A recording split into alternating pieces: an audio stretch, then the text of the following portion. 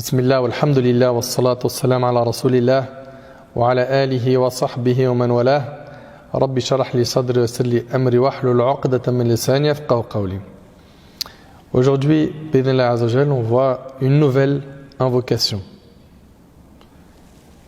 Elle est normalement connue par un grand nombre de musulmans et de musulmanes.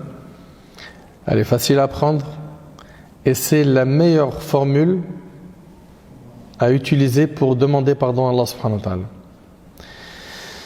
Celle-ci est la suivante. Allahumma anta rabbi, la ilaha illa ant, khalaqtani wa ana abduk, wa ana ala ahdika wa wa'adika ma istata'at.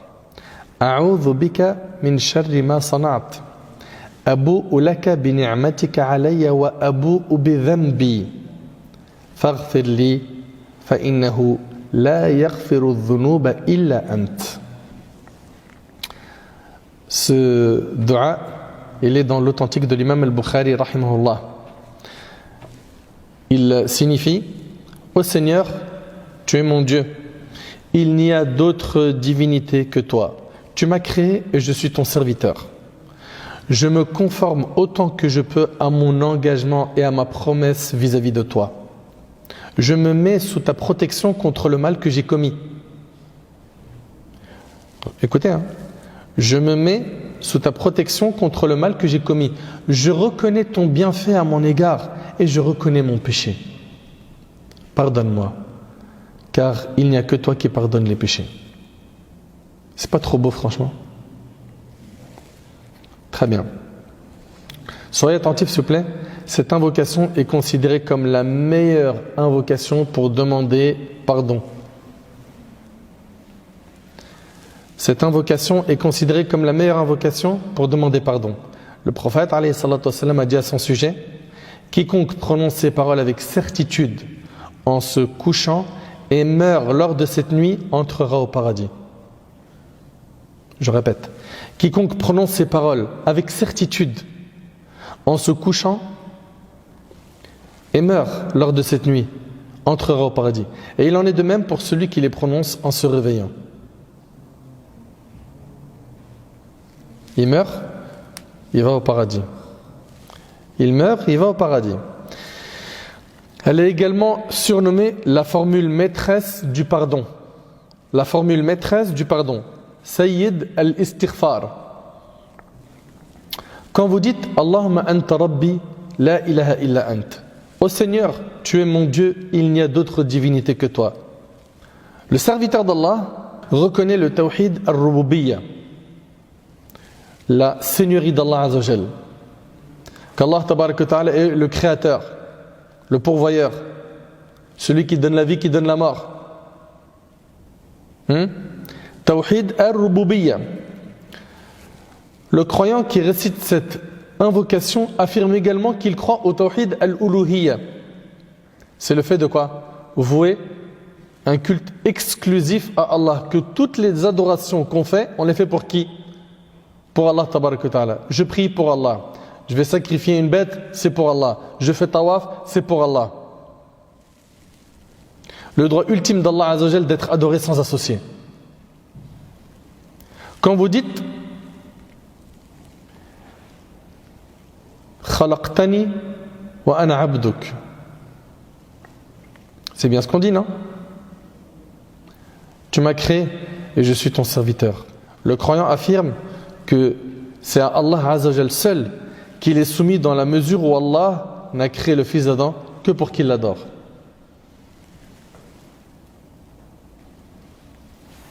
Khalaqtani wa ana abduk. Ensuite, wa ana ala ahdika wa wa'adika mastata'at. Je me conforme autant que je peux à mon engagement et à ma promesse vis-à-vis de toi. Le croyant affirme qu'il croit en l'engagement qu'Allah subhanahu wa ta'ala a conclu avec son serviteur et dans lequel il fixe des obligations et des interdictions. Allah tabarak wa ta'ala a promis à ses serviteurs que s'ils remplissent leur engagement, Allah ta'ala leur accordera le paradis en récompense. Donc le serviteur promet à Allah azza wa jal de remplir son engagement et il atteste la promesse d'Allah subhanahu. Il confirme sa croyance en la promesse d'Allah azza wa jal. وأنا على عهدك وعدك ما استطعت أعوذ بك من شر ما صنعت. Je me mets sous ta protection contre le mal que j'ai commis. Le serviteur reconnaît ses erreurs et péchés. Et c'est la première étape du processus pour réparer sa faute.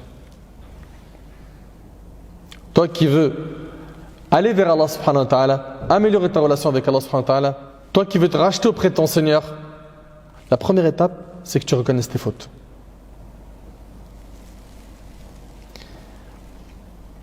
Je me mets sous ta protection contre le mal que j'ai commis. Et il y a aussi un point qui est très important. C'est que le croyant, il attribue à Allah tout bien et tout mal à sa personne. Et tout mal à sa personne. On n'attribue pas le mal à Allah tabaraka wa ta'ala. Vous entendez? Ibrahim, alayhi salatu wassalam, qu'est-ce qu'il a dit? Il a dit Alladhi khalaqani fahuwa yahdin walladhi huwa yut'imuni wa yasqin wa idha maridtu fahuwa yashfin. Subhanallah. Le prophète Ibrahim alayhi salatu wassalam, il dit c'est Allah qui m'a créé, c'est lui qui me guide, n'est-ce pas? وَالَّذِي هُوَ يُطْعِمُنِي وَيَسْقِينِ, c'est lui qui me nourrit et qui me donne à boire. Donc vous avez remarqué que les bienfaits, il les attribue à Allah. Il m'a créé, il m'a guidé, il me donne à manger, il me donne à boire. Ensuite, il dit quoi? Il dit وَإِذَا مَرِضْتُ, et quand je tombe malade, c'est lui qui me guérit. Est-ce qu'il a dit et quand il me fait tomber malade? Donc ça, c'est le comportement à avoir avec Allah. Tu attribues le bien à Allah et le mal à ta personne. Donc le croyant, il impute la responsabilité du mal commis à ses propres actions et non pas à son Seigneur. Cette imputation est conforme à ce que le prophète a dit dans une de ses invocations وَالشَّرُّ لَيْسَ إِلَيْكَ, et tout mal commis ne t'est point attribuable. C'est rapporté par Muslim. Quand vous dites je reconnais ton bienfait à mon égard et je reconnais mon péché, le serviteur reconnaît les faveurs et bienfaits qu'Allah Azza wa Jalla lui a octroyés. Ensuite, il confesse une seconde fois ses péchés. Puis il demande à Allah Azza wa Jalla de lui pardonner en disant Faghfir li, fa innahu la yaghfiru dhunuba illa ant. Pardonne-moi car il n'y a que toi qui pardonne les péchés. Quiconque demande constamment à Allah subhanahu wa ta'ala de lui pardonner sera sur les traces de la sunna du messager d'Allah sallallahu alayhi wa sallam, qui disait j'implore le pardon d'Allah plus de 70 fois par jour, et c'est rapporté par le Bukhari. On réalise ça 70 fois. Dans une autre version, il disait aussi j'implore le pardon d'Allah 100 fois par jour, c'est rapporté par Muslim. Subhanallah, 100 fois par jour il demande pardon à Allah. On en est où par rapport à ça? Et vous savez, l'istighfar, ça débloque énormément de situations. Tu es dans une épreuve, une difficulté, une gêne, istaghfir, demande pardon à Allah, dis astaghfirullah, astaghfirullah, astaghfirullah, répète cette formule. Ça va te soulager ton cœur, ça va te faciliter d'endurer l'épreuve. Allah tabaraka ta'ala va t'accorder une délivrance. Demande le pardon à Allah. Implorer le pardon d'Allah Azza wa Jalla est une sécurité contre son châtiment. Allah tabaraka ta'ala il nous dit وَمَا كَانَ اللَّهُ لِيُعَذِّبَهُمْ وَأَنْتَ فِيهِمْ وَمَا كَانَ اللَّهُ مُعَذِّبَهُمْ وَهُمْ يَسْتَغْفِرُونَ. Mais Allah ne saurait les châtier tant que tu te trouves parmi eux, de même qu'il ne saurait les punir tant qu'ils demandent son pardon. Donc le fait de demander pardon à Allah subhanahu wa ta'ala, ça te met à l'abri de son châtiment Azza wa Jalla. La déclaration de Nuh alayhi salam au sujet de la demande de pardon. فَقُلْتُ اسْتَغْفِرُوا رَبَّكُمْ إِنَّهُ كَانَ غَفَّارًا يُرْسِلِ السَّمَاءَ عَلَيْكُمْ مِدْرَارًا وَيُمْدِدُكُمْ بِأَمْوَالٍ وَبَنِينَ وَيَجْعَلْ لَكُمْ جَنَّاتٍ وَيَجْعَلْ لَكُمْ أَنْهَارًا. Je leur disais, donc c'est Nuh alayhi salam qui dit implorez le pardon de votre Seigneur, il est plein de mansuétude et il vous enverra du ciel des pluies abondantes. Et subhanallah, combien de fois on a des histoires de pieux prédécesseurs qui voulaient demander la pluie à Allah et se sont limités à faire de l'istighfar, à dire astaghfirullah. Et la pluie est tombée. Les histoires sont très nombreuses. Hein. J'ai d'ailleurs une vidéo sur la demande de pardon. Ici, subhanallah, Allah Ta'ala dit, il vous enverra du ciel des pluies abondantes, accroîtra vos richesses et le nombre de vos enfants. Vous voulez des enfants? Istighfar. Vous voulez de l'argent? Istighfar. Il vous assignera des jardins, il vous assignera des rivières. Hud alayhi salam confirme la déclaration de ses ancêtres. Allah tabaraka wa ta'ala dit wa ya qawmi istaghfiru rabbakum thumma tubu ilayhi yursilis samaa'a alaykum midrara wa yazidkum quwwatan ila quwwatikum wa la tatawallaw mujrimin. Ô mon peuple, demandez pardon à votre Seigneur et repentez-vous à lui.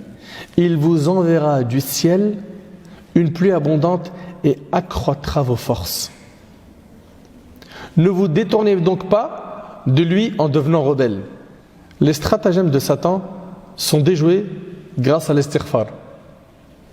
Méditez avec moi sur ce hadith qui est vraiment magnifique. Le hadith il est rapporté par l'imam Ahmad selon Abu Sa'id al-Khudri radiyallahu ta'ala anhu.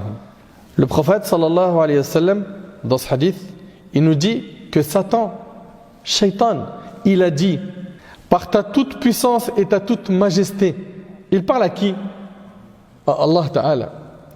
Je ne me lasserai jamais de tromper tes serviteurs tant que leur vie se trouve dans leur corps. Tant qu'ils sont vivants, je ne me lasserai pas de tromper tes serviteurs. Allah dit par ma puissance et ma majesté, je ne cesserai de les pardonner tant qu'ils me le demanderont. Allahu Akbar. Allahu Akbar. Tant qu'on demande pardon à Allah, il nous pardonne. Mais il m'arrive des fois de retomber dans le même péché. C'est-à-dire, je regrette sincèrement et je retombe dans le même. Allah il me pardonne? Oui, tant que tu regrettes à nouveau. Que tu accomplis un repentir sincère, avec ses conditions. Tu as regretté, tu étais déterminé à ne plus le refaire. Tu t'es coupé sec du péché, puis tu as glissé. Tu es retombé dedans. Tant que tu demandes pardon à Allah subhanahu wa ta'ala, sincèrement, Allah tabaraka wa ta'ala te pardonnera. Après, il se peut que certains disent, bon puisque c'est comme ça, c'est facile, je vais faire des péchés, puis je demande pardon à Allah. Si toi tu pars avec cette intention, moi je te pose juste une question, et si tu meurs pendant le péché, tu fais comment? Est-ce que vous avez oublié qu'on est ressuscité de la même manière dont on est mort? Imagine tu meurs pendant ce péché. Tu seras ressuscité le jour du jugement sur ce péché. C'est chaud. Satan a dit, par ta toute puissance et ta toute majesté, je ne me lasserai jamais de tromper tes serviteurs tant que leur vie se trouve dans leur corps. Allah a dit, par ma puissance et ma majesté, je ne cesserai de les pardonner tant qu'ils me demanderont. Allah a dit, par ma puissance et ma majesté, je ne cesserai de les pardonner tant qu'ils me le demanderont. C'est rapporté par l'imam Ahmad, comme on vous a dit, et d'autres. Subhanallah.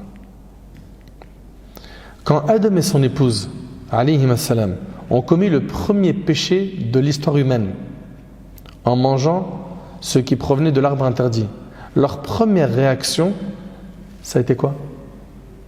Allô? De demander pardon. Wa illam taghfir lana wa tarhamna lanakunanna min al-khasirin. Regardez, méditez sur la profondeur de ce verset. Ils dirent, Seigneur, dirent Adam et son épouse, nous avons agi injustement envers nous-mêmes. Si tu ne nous pardonnes pas et si tu nous refuses ta grâce, nous serons à jamais perdus.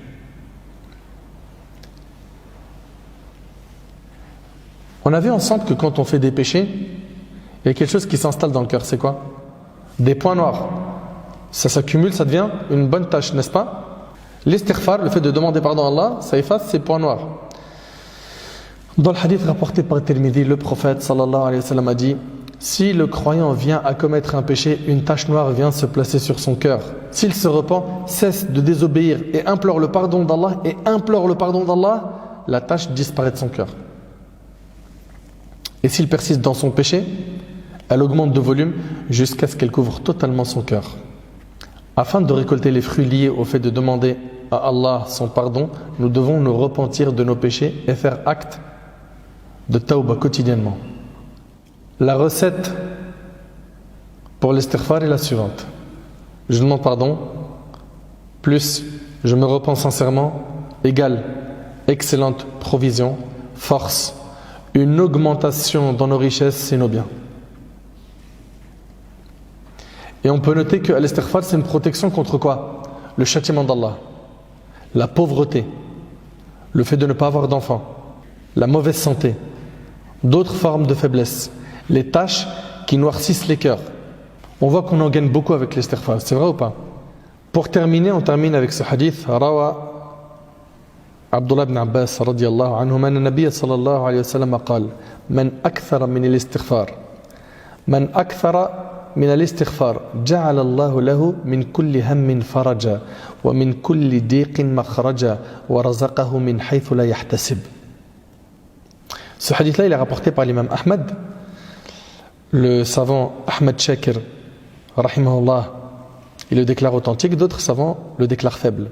Dans ce hadith, Abdullah ibn Abbas rapporte que le prophète sallallahu alayhi wa sallam a dit: soyez bien attentifs s'il vous plaît. Quiconque demande avec abondance l'absolution à Allah, Allah le débarrassera de tous ses soucis, lui aménagera une issue à toutes ses difficultés et lui assurera sa subsistance d'où il ne s'y attend pas. Ça, c'est avec quoi ça? L'istighfar. L'istighfar, c'est de dire astaghfirullah.